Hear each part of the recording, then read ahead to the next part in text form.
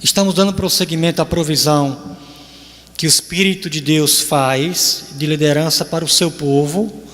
E hoje nós queremos concluir essa porção no livro de Juízes a respeito desta ação do Espírito de Deus. Na nossa última mensagem nós fizemos menção a Gideão, chamando a atenção para o fato de que, de uma forma geral, o autor de Juízes destaca o quanto as pessoas que foram chamadas por Deus para a liderança do povo de Deus naquele momento da história da salvação eram pessoas desprovidas, eram pessoas fora do padrão que você consideraria se fosse para alguém ser liderança no povo de Deus. Em particular, vimos que Gideão recebe a atenção do autor como o mais desprovido de qualificações, vamos dizer assim, mas que, apesar disso, foi instrumento de Deus. Aliás, nós vimos que esse é um dos critérios pelo qual Deus chama alguém, o senso de dependência, de fraqueza, de inaptidão. Hoje, irmãos, nós queremos prosseguir com a temática da fraqueza. No entanto, não a fraqueza que exalta a Deus, não a fraqueza que Ele usa, não a fraqueza que Ele parte dela para exaltar o seu nome, uma vez que os homens e mulheres assim fracos vão depender de Deus. O que nós queremos trabalhar hoje é também uma fraqueza, só que a fraqueza que se coloca como um empecilho para a instrumentalização do Espírito de Deus na vida de alguém.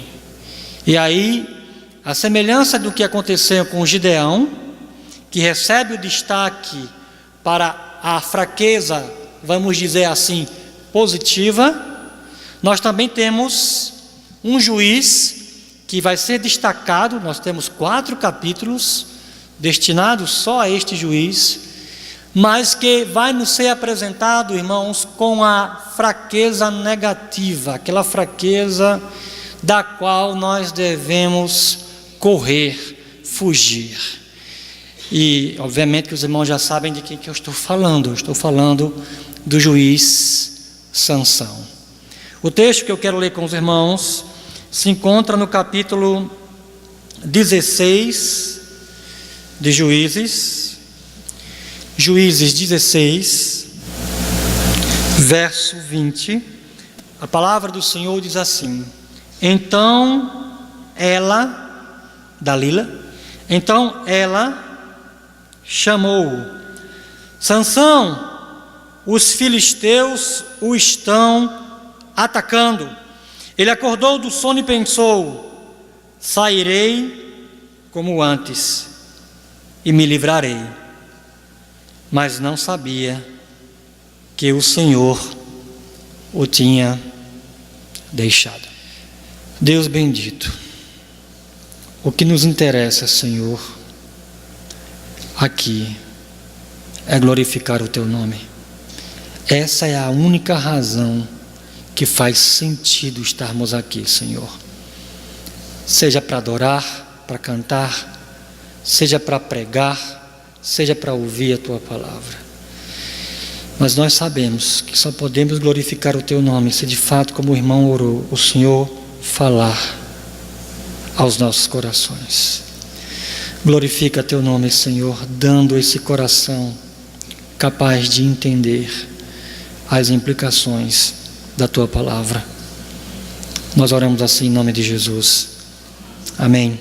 Irmãos, deve lembrar, uns anos atrás, o SBT tinha um programa chamado Jogo do Milhão, que era dirigido por Silvio Santos. Sempre que eu tinha a oportunidade, eu gostava de ver aquele programa, porque além de ser um programa de entretenimento, um programa de suspense, típico assim de homem, né? Que o homem gosta de suspense, terror, esse tipo de coisa assim, é próprio da masculinidade. Também tinha o elemento cultural, o elemento informativo. Então, quando você pegava um programa que combinasse isso tudo, era um programa interessante. E eu, sempre que eu podia, eu assistia. E nesses programas, irmãos, que eu pude acompanhar, teve um que me chamou de fato a atenção pela capacidade intelectual do sorteado. Era um senhor assim, um tanto maduro, mas de uma capacidade, irmãos, de informação impressionante. Normalmente você esperava que as pessoas conseguissem algum dinheiro, né, um dinheiro legalzinho e tal, porque os irmãos devem lembrar, os que assistiam a uma certa altura das perguntas, se ficasse muito difícil, você poderia desistir e ficar com aquele montantezinho ali que você achou apropriado. Normalmente as pessoas não ganhavam R$1 milhão, era difícil que isso acontecesse. Mas aquele homem não. Aquele homem dava todos os indícios de que a coisa de fato dessa vez ia acontecer. Era impressionante, irmãos. E ele estava seguro mesmo, e ele demonstrava que tinha chegado ali para ganhar o prêmio final, né, o prêmio maior. E chegou a grande e última pergunta. Essa pergunta, normalmente, teria duas possibilidades. Poderia ser uma pergunta muito difícil, ou muito fácil. Como era sorteio, se eu não estiver equivocado, era um sistema de computador, não tinha como você determinar. E aí, como ele era muito capaz, a impressão que você tinha é: vem a pergunta que for, eu vou arrebentar. E aparentemente, pelo menos para a sorte dele, veio uma pergunta extremamente fácil, tão fácil que eu gravei, né? E a impressão que você tinha é que definitivamente ele iria ganhar o prêmio final. A pergunta era simples: quantas letras estão na frase que se encontra na bandeira do Brasil? E aí, quando saiu a pergunta, a gente mentaliza a frase, contabiliza as letras e tal, o número X, pronto. Quando é só esperar as alternativas e marcar a alternativa correta. Havia alternativa correta, obviamente, e havia uma outra alternativa. Desculpa, havia uma alternativa, tua alternativa é outra. Havia a alternativa a mais, com um número a mais do número de letras. Para nossa surpresa, né, para quem estava acompanhando, ele mentalizou não a frase ordem e progresso, mas ele mentalizou a frase ordem ou progresso. E aí, meus irmãos, a opção que ele fez foi exatamente pela escolha errada. E por causa de uma letra, literalmente por causa de uma letra, ele perdeu R$1 milhão. No entanto, se formos um pouco mais cuidadosos na nossa avaliação, o detalhe da letra é apenas um detalhe. Porque, ao mesmo tempo que ele era muito capaz e impressionava com o conhecimento dele, você percebia um ar de muita confiança. E a conclusão que você chega é que foi exatamente o excesso de confiança, de que ele era muito capaz, de que ele chegou ali para vencer, que no final se tornou o seu grande inimigo. Quando eu olho para aquele episódio, do qual eu nunca consegui me esquecer, irmãos, eu sou lembrado de um princípio muito urgente, sempre de grande importância, que deve ser considerado por nós. O princípio de que não basta apenas começar bem, você tem que terminar bem. Aquele homem começou muito bem, ele começou arrasando, ele não titubeava, ele não ficava com dúvidas. Até onde eu consigo me lembrar, nem mesmo as ajudas ele consultava, porque ele era de fato uma enciclopédia ambulante. Mas, por falta de cuidado, por excesso de confiança, ele não terminou bem. Infelizmente, o que aconteceu com aquele homem, de um ponto de vista de um prêmio de perguntas e respostas, acontece com algumas pessoas de um ponto de vista ministerial. Ou seja, pessoas que começam bem, ou que pelo menos têm tudo para começar bem, mas que no desenrolar da coisa terminam mal. A Bíblia, irmãos, nos oferece exemplos assim, a fim de que consideremos esses exemplos, consideremos a advertência que esses exemplos nos oferecem, a fim de que estes exemplos nos façam recuar daquilo que possibilita que, embora começando bem, corramos o grande risco de terminar mal. Um desses exemplos bíblicos é a pessoa de Sansão, que exibe em sua vida não a fraqueza segundo Deus, não a fraqueza que Deus aprecia, não a fraqueza que Deus até mesmo provoca, irmãos, mas exatamente aquela fraqueza que quer dividir a glória com Deus. Sansão nos apresenta um retrato de autossuficiência, e é para esse retrato de autossuficiência, chamando a atenção para aspectos dessa fraqueza de Sansão, que eu quero gastar alguns minutos com os irmãos nesta noite, a fim de que nós não só possamos perceber a atuação da fraqueza de Sansão na vida dele, mas possamos também entender, irmãos, a atuação dessa fraqueza destrutiva, os elementos que compõem essa fraqueza destrutiva também em nós, a fim de que lutemos contra ela e não só tenhamos começado bem a nossa vida de serviço a Deus, particularmente quem é líder, mas que também nós possamos terminar bem, aprovados por Deus. Diante disso, eu quero chamar a atenção dos irmãos para 4 aspectos da fraqueza de Sansão. Eu quero olhar para a vida dele no seu todo, não vou estar trabalhando um texto específico, mas olhar para toda a vida de Sansão, destacando, irmãos, esses 4 elementos que podemos perceber que caracterizam a fraqueza destrutiva ou autodestrutiva exibida por Sansão. A primeira dessas características é que Sansão desconsiderou como tudo começou. Desde a mais tenra idade, irmãos, na verdade, praticamente desde o ventre, Sansão era nazireu. O voto nazireu era um voto que normalmente você fazia como adulto. Era um voto voluntário, um voto pelo qual você decidia. E era um voto temporário, né? Você tinha ali aquele período em que você se dedicava a Deus de forma mais intensa. Com Sansão a coisa foi diferente, porque além de ser uma coisa para a vida toda, não foi algo necessariamente voluntário, porque ele já foi criado como nazireu desde que nasceu. E aí os irmãos vão só lembrar o capítulo 14, onde nós temos ali os detalhes.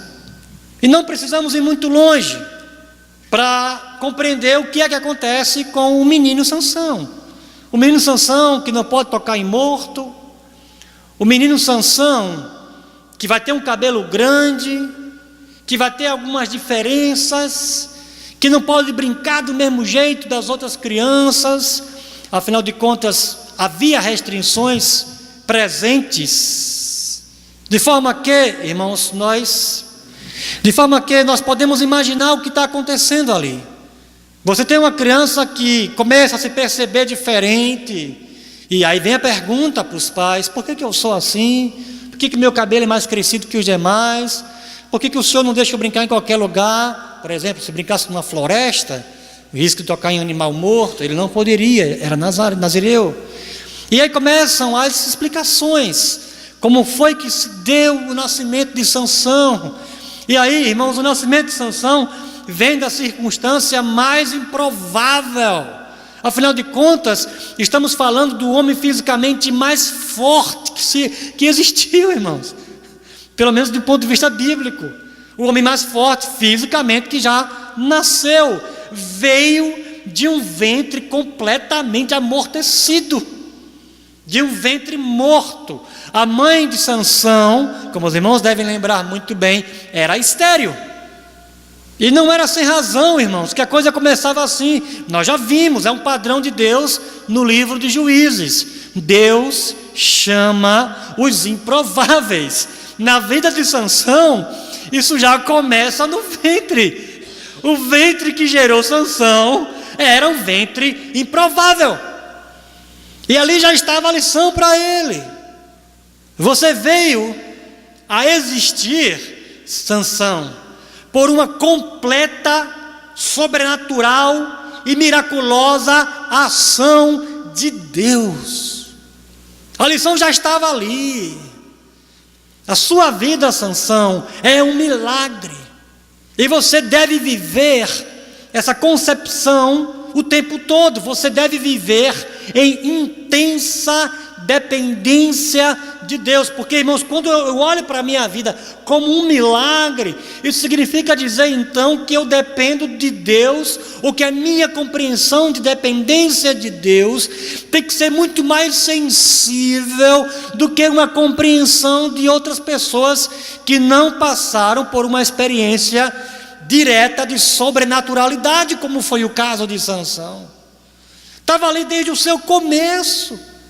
Aliás, a coisa era tão inesperada, o que nós temos no ventre da mãe de Sansão, uma mulher estéril, e quem Sansão se torna, a coisa é tão absurdamente oposta e impossível de ser cogitada, que o nome de Deus revelado por ocasião da intervenção de Deus é maravilhoso. Por que perguntas pelo meu nome que é maravilhoso?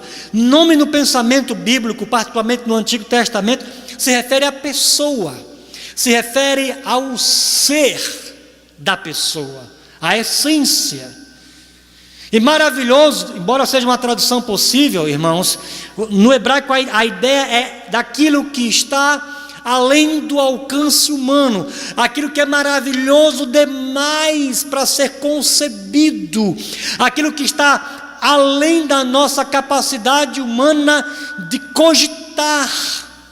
O que está acontecendo naquele nascimento é uma intervenção divina que revelava exatamente isso sobre Deus, o quanto Deus está aquém do que nós podemos conceber.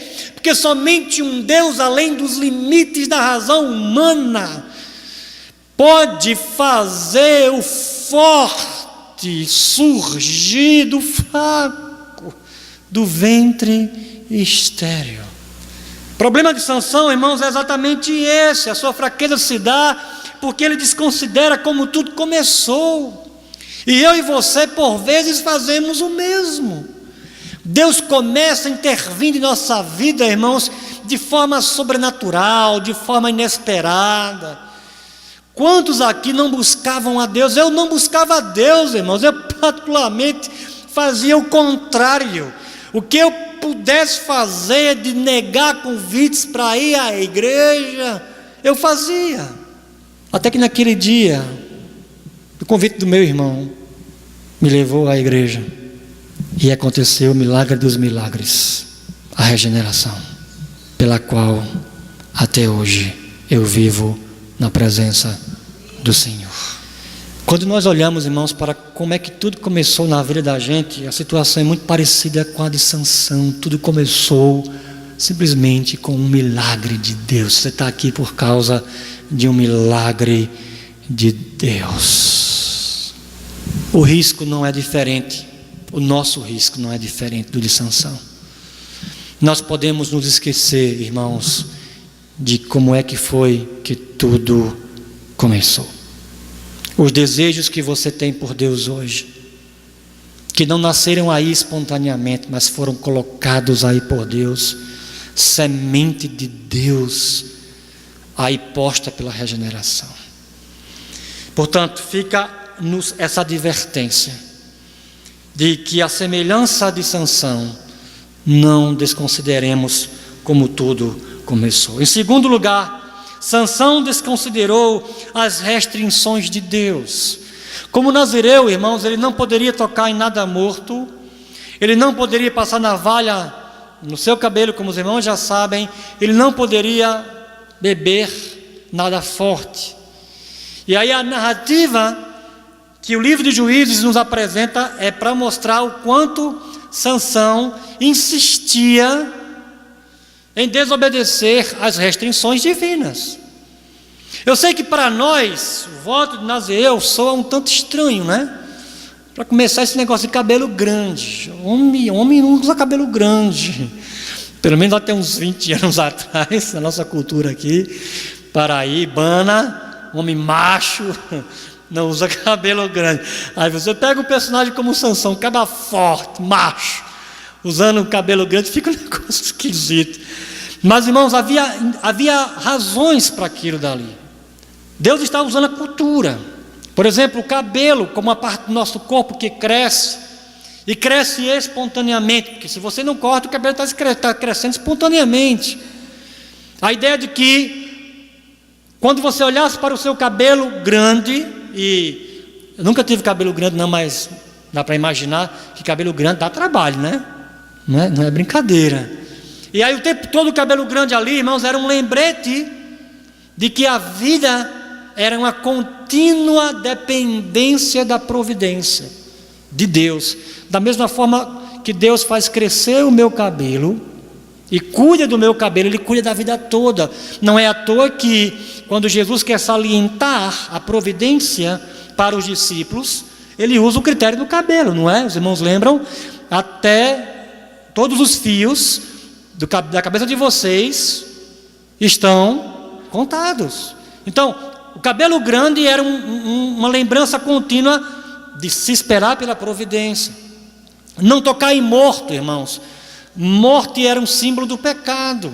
Não tocar em morto era uma lembrança de que Sansão deveria constantemente viver afastado do pecado. Não beber bebida forte, por exemplo, vinho, que era normal, que era habitual, que fazia parte do alimento cotidiano, vamos dizer assim, do israelita, mas que naquele caso Sansão deveria se abster das alegrias ordinárias, das alegrias comuns da vida para Deus.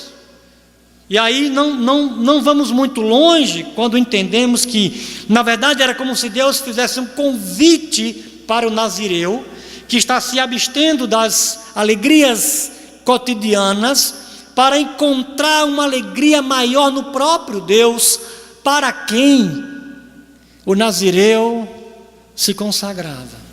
Veja, portanto, que Deus aqui está sendo completamente didático, ajudando Sansão com elementos culturais a sempre ser lembrado de como ele deveria viver intensamente para Deus.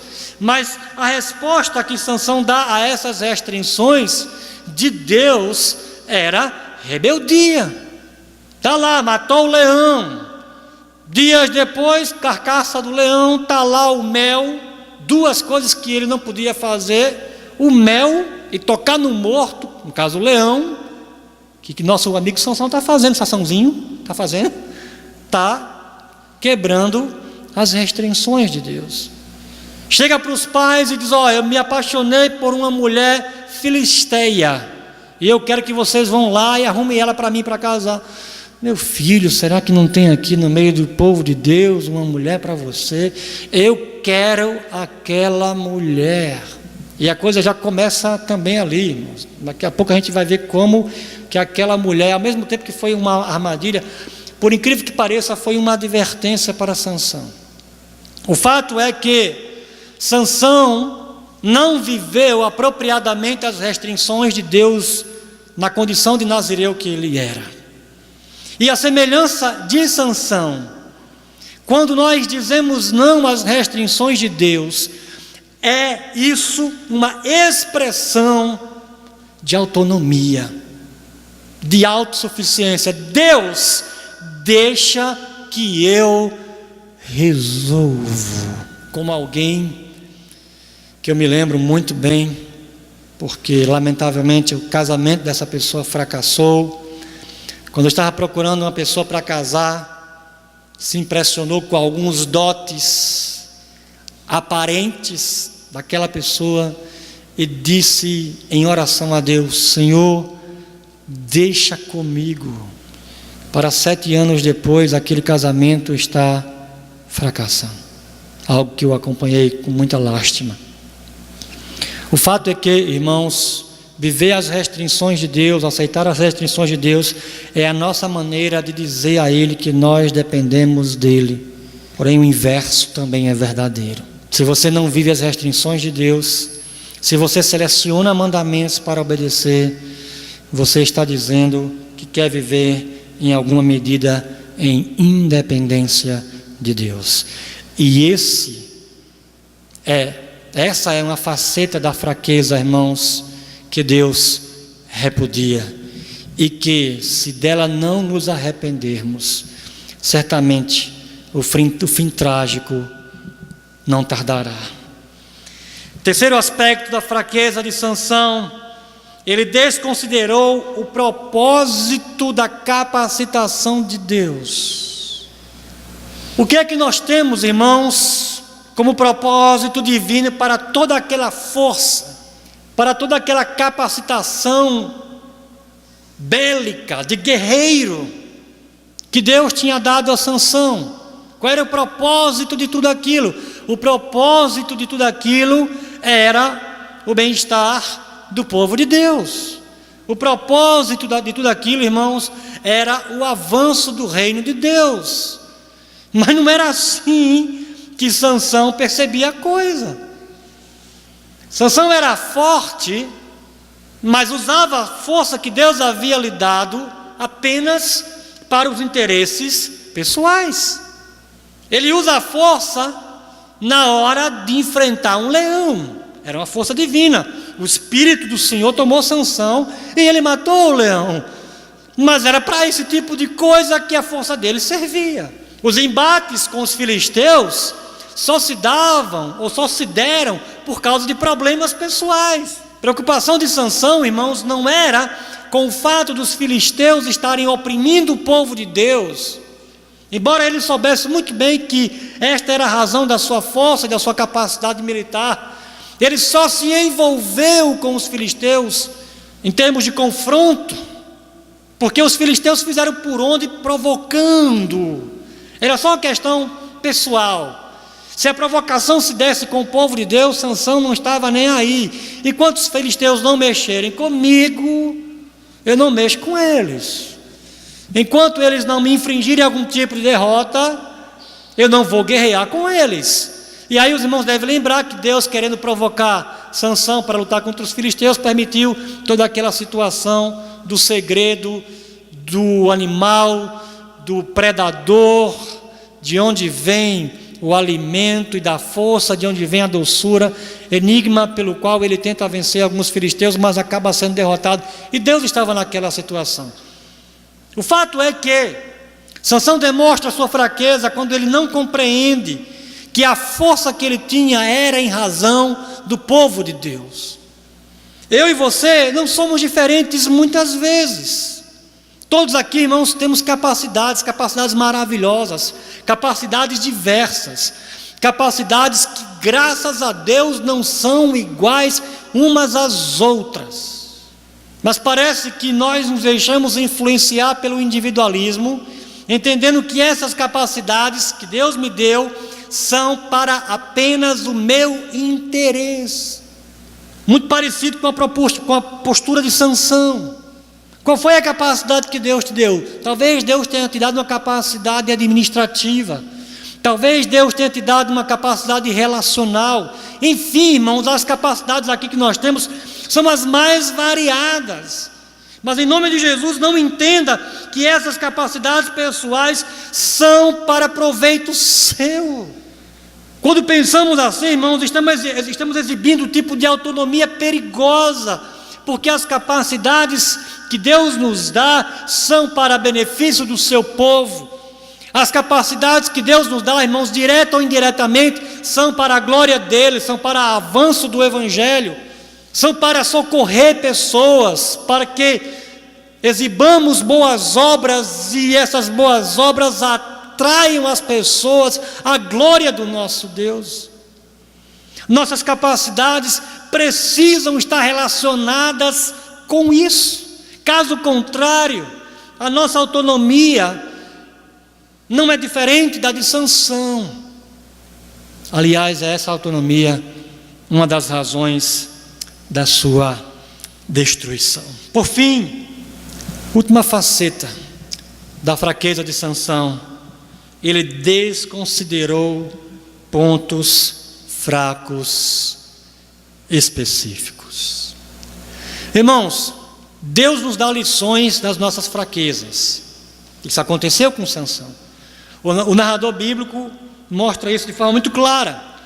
Primeiro episódio com mulher. E aqui, por favor, não é nenhuma observação machista não, tá? Detalhe do texto bíblico, por favor, irmãs, absolutamente, ok? Isso que eu vou dizer agora também pode ser usado para o bem, se as mulheres quiserem, é claro.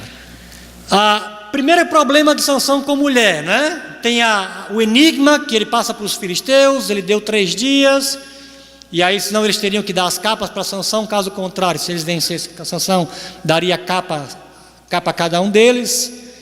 E aí, são dias de festa de casamento, a esposa começa: você não me ama, você não me ama, se você me amasse, você me diria o segredo. Nossa, claro, ela está debaixo de pressão, né? Ela foi ameaçada, mas aí ela começa: chora, você não me ama, se você me amasse, você confiaria em mim, você contaria qual é o segredo, qual é o enigma e tal. Aí, irmãos, fraqueza de Sansão.